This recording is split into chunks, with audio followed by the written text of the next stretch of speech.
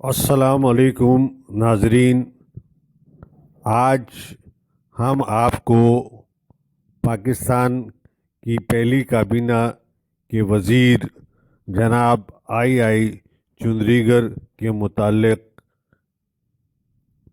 بتائیں گے۔ 14 اکتوبر 1946 کو آل انڈیا مسلم لیگ کی ورکنگ کمیٹی نے لیاقت علی خان، آئی چندریگر، راجہ غضنفر علی خان، سردار عبدالرب نشتر اور جوگیندر ناتھ منڈل کے نام بھجوائے، جسے وائسرائے ہند نے قبول کرتے ہوئے ان کے سپرد وزارتیں اور محکمے کر دیے۔ آئی چندریگر مسلم لیگی لیڈر کی حیثیت سے تحریک پاکستان میں نہایت فعال کردار ادا کیا۔ 14 اگست 1947 کو جب پاکستان معرض وجود میں آیا تو آئی چندریگر کو وزیر تجارت و صنعت مقرر کیا گیا۔ وہ اس عہدے پر 1948 تک فائز رہے۔ 1948 اور 49 میں افغانستان میں پاکستان کے سفیر رہے۔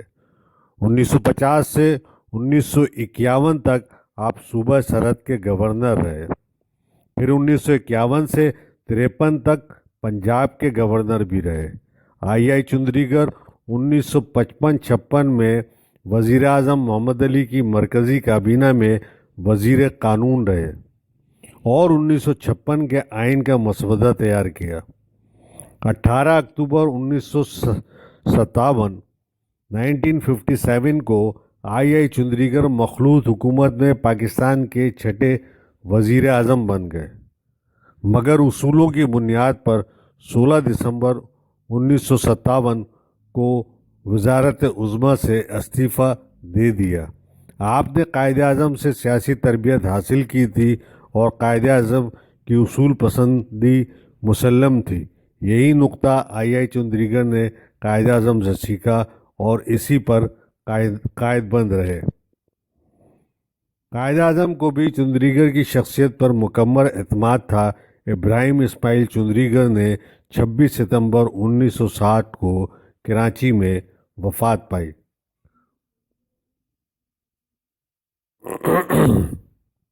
معذرت میں یہ مضمون ایکسپریس کی ویب سائٹ پہ غلام محمد قصباتی سے ماخوذ ہے، جو 10 اکتوبر 2014 کو شائع ہوا۔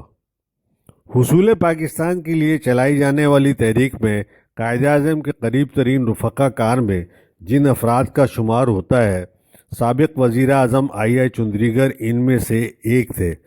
تحریک پاکستان سے تشکیل پاکستان تک انہوں نے انتہائی اہم کردار ادا کیا اور وہ ہر قدم پر بابائے قوم کے دست راز بن کر رہے۔ انہیں تقسیم ہندوستان سے قبل ہی وزارت کا عہدہ سونپ دیا گیا تھا۔ آپ نے اپنے فرائض سے اس قدر بہتر انداز سے ادا کیے کہ قیام پاکستان کے بعد بھی آپ کو وہی منصب تفویض ہوا۔ اسماعیل ابراہیم چندریگر 15 اگست 1897 کو احمد آباد میں پیدا ہوئے۔ اس دور میں احمد آباد ممبئی ریزیڈنسی میں شامل تھا اور اسے صوبے میں ایک خاص مقام اور اہمیت حاصل تھی۔ ابراہیم اسماعیل چندریگر نے اپنی ابتدائی تعلیم احمد آباد کے اسکول میں حاصل کی اور کالج کی تعلیم کے بعد ممبئی یونیورسٹی آ گئے۔ آپ ممبئی یونیورسٹی کے نہایت ذہین طلباء میں شمار کیے جاتے تھے۔ آپ نے اس یونیورسٹی سے BA LLB تک تعلیم حاصل کی۔ ممبئی سے قانون کی ڈگری حاصل کرنے کے بعد آئی چندریگر احمد آباد واپس آ گئے تھے اور اسی شہر میں انہوں نے پریکٹس شروع کر دی تھی۔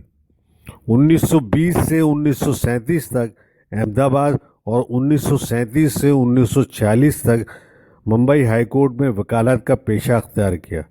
وکالت کے اس زمانے میں آئی چندریگر بڑی ذہانت کے ساتھ مختلف مقدمات کی پیروی کرتے رہے تھے۔ اسی دوران انہیں کئی کہنہ مشق اور تجربہ کار قانون دانوں سے ملنے کا اتفاق بھی ہوا۔ احمد آباد کے مسلمان بڑے پرجوش اور ملی جذبے سے سرشار تھے۔ چندریگر کا دل بھی اس جذبے سے معمور تھا۔ آپ نے سماجی کاموں میں ہمیشہ نمایاں حصہ لیا۔ آپ کو 1924 سے 1937 تک احمد آباد میونسپل کارپوریشن کے ممبر کی حیثیت سے شہری مسائل حل کرنے اور عوام کی خدمت کرنے کا موقع ملا۔ مسلمان طلباء و طالبات کے لیے تعلیمی سہولتوں میں اضافے کا آپ کو بہت خیال تھا، چنانچہ انجمن ہائی اسکول احمد آباد ایجوکیشن سوسائٹی کے سیکرٹری رہے اور دوسری فلاحی انجمنوں میں بھی دلچسپی لیتے تھے۔ مسلم لیگ کے سالانہ اجلاس 1916، 1924 اور 1936 میں ممبئی میں منعقد ہو چکے تھے۔ ان اجلاسوں کے حوالے سے آل انڈیا مسلم لیگ کی کارکردگی، اس کے مقاصد اور اس سے وابستہ رہنماؤں کے خیالات مسلمانان ہند کے سامنے کھل کر آ چکے تھے۔ چنانچہ آئی چندری گڑھ نے 1936 میں باقاعدہ طور پر آل انڈیا مسلم لیگ میں شمولیت اختیار کر لی۔ فروری 1937 میں انہوں نے آل انڈیا مسلم لیگ کے ٹکٹ پر صوبہ بمبئی کی قانون ساز اسمبلی کے انتخابات میں ضلع احمد آباد کی دیہی علاقے کی نشست سے رکن منتخب کیا گیا اور آپ احمد آباد سے بمبئی منتقل ہو گئے۔ آپ اس حلقے سے دوبارہ 1946 میں بھی منتخب ہوئے۔ آئی چندری گڑھ 1938 سے 1945 تک بمبئی اسمبلی میں مسلم لیگ پارلیمانی پارٹی کے ڈپٹی لیڈر رہے۔ اس کے علاوہ آپ 1938 میں بمبئی مسلم لیگ کے صدر بھی منتخب ہوئے تھے اور اس منصب پر 1945 تک فائز رہے۔ یہ عہدہ آپ کے لیے بڑا اعزاز تھا کیونکہ قائد اعظم محمد علی جناح بھی بمبئی مسلم لیگ کی ایک شاخ کے اہم رکن تھے۔ آئی چندری گڑھ 1943 سے 1947 تک آل انڈیا مسلم لیگ کی مجلس عاملہ کے رکن بھی رہے تھے۔ آپ کی ذاتی حیثیت میں مسلم زعماء ہند کے ساتھ تعلقات بہت خوشگوار تھے، اسی لیے آپ کو قائد اعظم نے اپنی پہلی کابینہ میں شامل کیا۔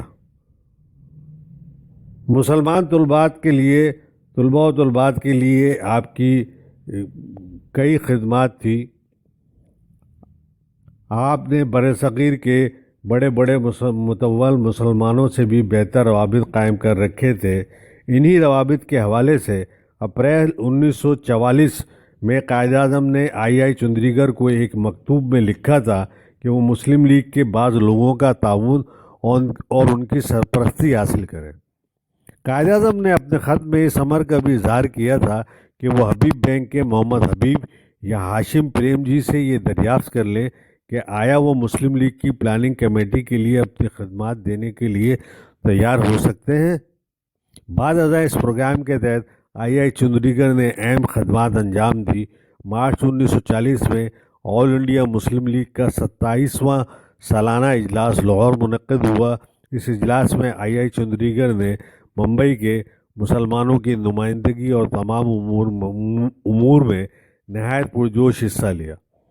قرارداد پاکستان کی تائید کرتے ہوئے آئی چندری گڑھ نے کہا کہ قرارداد میں جو اسکیم پیش کی گئی ہے وہ ہر زاویے سے منصفانہ اور مناسب اور موزوں ہے۔ معذرت، مسلمان کسی بھی حالت میں ایک ایسی مجلس دستور کی حمایت پر تیار نہیں جس کی روح سے مسلمان 1 اور 3 کی نسبت سے ایک اقلیت بن جائے۔ اس قرارداد کے حوالے سے آل انڈیا مسلم لیگ کی مجلس عاملہ کو ایسا آئینی منصوبہ مرتب کرنے کی ذمہ داری سونپی گئی کہ جس کی روح سے مذکورہ علاقوں کو بالآخر کلی اختیارات حاصل ہو جائیں، مثلاً دفاع، امور خارجہ، مواصلات، محصولات اور دیگر ایسے امور جو ضروری سمجھے جائیں۔ چنانچہ اس مقاصد کے لیے جو کمیٹی بنی اس میں بھی آئی چندری گڑھ شامل تھے۔ 1945-46 کے انتخابات کے بعد جب آل انڈیا مسلم لیگ نے عبوری حکومت میں شمولیت کی دعوت کو قبول کر لیا تو آئی چندری گڑھ بھی قائد اعظم کے نامزد وزراء میں سے ایک تھے۔